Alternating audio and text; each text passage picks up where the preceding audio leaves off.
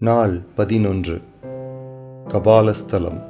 அவர் தம்முடைய சிலுவையை சுமந்து கொண்டு கபாலஸ்தலம் என்கிற இடத்திற்கு புறப்பட்டு போனார். யோவான் 19:17. பாரச் சுமை கடினம், மலை ஏறுதலும் கடினம். பாரமான சிலுவையை தோளின் மீது ஏற்றி மலையேறி சென்றார் நம் நேசர். நம் பாரங்களை லகுவாக்கவும் பரிசுத்தம் என்னும் பர்வதத்தில் நாம் ஏறிச் சென்று மலைமுகட்டை அடையவும் அவர் அப்படி செய்தார்.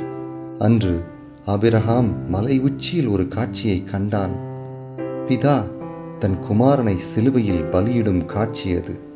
இன்னொரு தரிசனம், அதை பார்த்தது மோசே. அவருக்கு கடவுள் தனது மகிமையை பின்புறமாக காட்டினாராம்.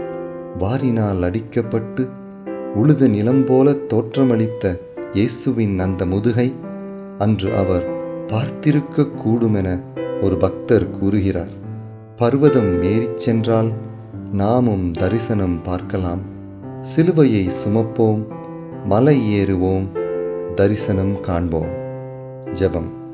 நொந்த மனதும் தொய்த உடலுமாக மலையேறிச் செல்லும் நாதரை காணும் கண்களை எனக்கு தாரும் தேவா. ஆமேன்.